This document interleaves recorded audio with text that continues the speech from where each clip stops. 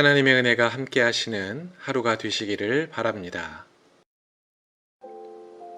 오늘의 말씀은 구약성경 욥기 24장 1절과 12절의 말씀입니다.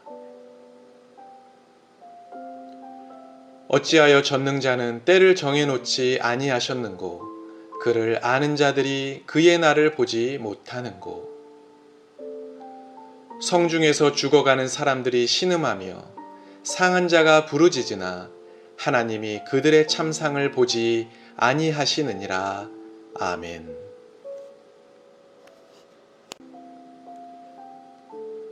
욥은 생각하고 또 생각해봐도 도대체 하나님이 나에게 왜 이러시는지 알 수가 없습니다. 욥의 친구들은 계속 네가 잘못을 했기 때문에 이런 고난을 당하는 거라고 정죄하고 있지만 욥은 아무리 생각해도 딱히 자신의 잘못이 떠오르지 않았기 때문이에요. 하지만 자신이 죄가 없다는 걸 친구들에게 증명할 방법이 없었어요. 그래서 욥이 선택한 방법은 악인들도 징계를 받지 않는 경우들이 있지 않냐고 말하면서 인과응보의 법칙이 항상 맞는 것이 아님을 강조하는 것이었습니다. 1절 말씀에서 욥은 이렇게 고백합니다. 어찌하여 전능자는 때를 정해놓지 아니하셨는고 그를 아는 자들이 그의 날을 보지 못하는고. 여기서 말하는 때는 하나님께서 악인을 심판하시는 날을 의미해요. 2절부터 11절까지의 말씀에 나오는 것처럼 어떤 사람은 땅의 경계표를 몰래 옮겨서 남의 소유를 빼앗아 가기도 하고 가난한 사람들을 몰아내고 연약한 사람들을 학대하기도 합니다. 아버지가 없는 아이들, 가난한 자들의 아이들을 강제로 끌고 가기도 하죠. 14절부터 16절까지 말씀에 나오는 것처럼 사람을 죽이기도 하고 도둑질을 하고 간음을 하는 사람들도 있습니다. 악인을 벌하시고 의인에게 복을 주시는 하나님이라면 당연히 이런 사람들에게 벌을 주셔야 하고 고난을 주셔야 하는 게 맞는 일이죠. 하지만 욥이 가만히 생각해 보니 그런 악인들이 좀처럼 심판을 받지 않고 있어요. 그래서 욥은 도대체 하나님이 악인을 심판하시는 날이 언제인 거냐고, 하나님이 학대를 당하는 이들의 탄식과 부르짖음을 듣지 않으시고 저들을 돌아보시지 않는다고 말하고 탄식하고 있는 것입니다. 12절 말씀이에요. 성중에서 죽어가는 사람들이 신음하며 상한 자가 부르짖으나 하나님이 그들의 참상을 보지 아니하시느니라. 이렇게 악인을 심판하시지 않고 가만히 내버려 두시는 것처럼 의인임에도 억울하게 고난을 당하는 사람이 있다고, 하나님께서 꼭 인과응보의 법칙대로 일하시는 분은 아니라고 항변하고 있는 것이죠. 이러한 욥의 고백은 단순히 자신의 억울함과 무죄를 강조하기 위한 주장일 뿐 우리의 생각으로 판단할 수 없고 우리의 지식으로 규정 지을 수 없는 하나님의 위대하심에 대한 신앙 고백은 아니라고 할 수 있습니다.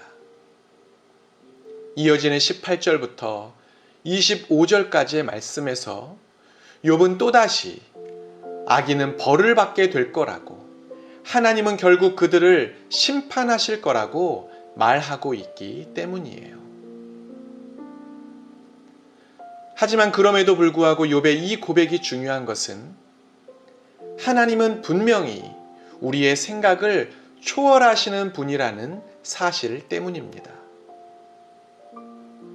우리가 아무리 성경적인 지식이 뛰어나고 신앙적 경험이 많다고 할지라도 하나님이 일하시는 방법과 하나님의 때를 다 맞출 수는 없어요. 하나님은 우리의 시간과 상식과 방법을 완전히 초월해서 일하시는 분이시기 때문이에요.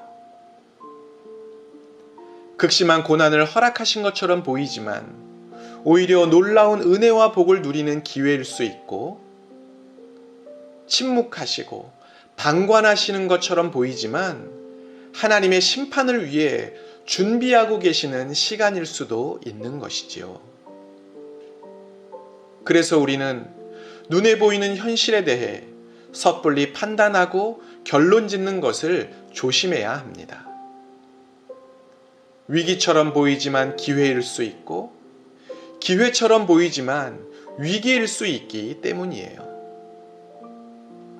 지금 욥이 당하고 있는 고난은 욥의 친구들이 생각할 때에는 하나님의 징계요, 욥 자신이 생각할 때에는 하나님의 부당한 처사이지만, 알고 보면 욥의 믿음을 더 자라게 하시려는 기회요, 은혜였던 것처럼 말이지요.